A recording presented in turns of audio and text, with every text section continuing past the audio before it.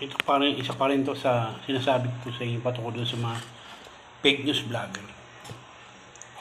Galit na galit sila kay PCO na puro fake news.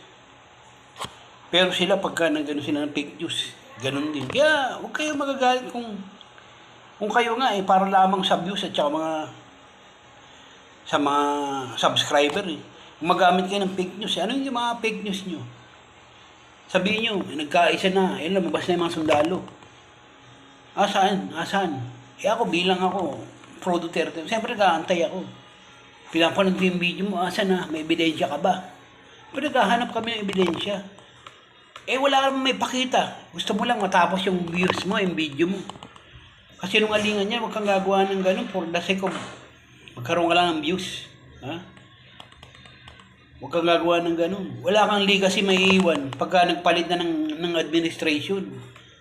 Sabihin ng mga tao, walang credibility.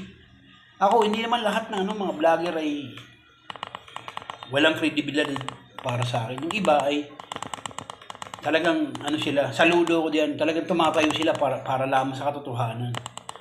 Salita sila para sa katotohanan. Hindi sila gumagamit halos na kasinungalingan. Katulad ni Badong. Ni Badong Arateles yun. Ako diyan, saludo ko diyan. Kasi lagi yung pinapanood diyan.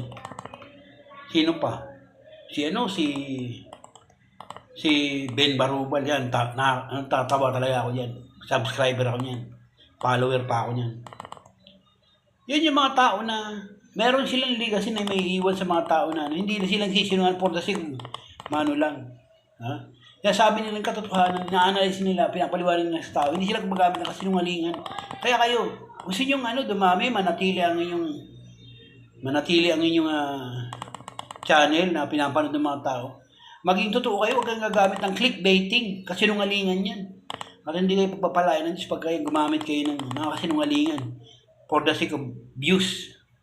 Huwag kayong gagamit ng mga ganyan.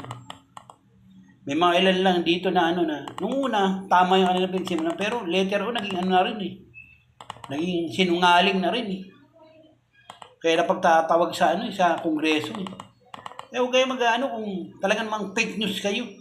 Itama nyo yung sinasabi para hindi kayo nasasabihan ng mga fake news vlogger.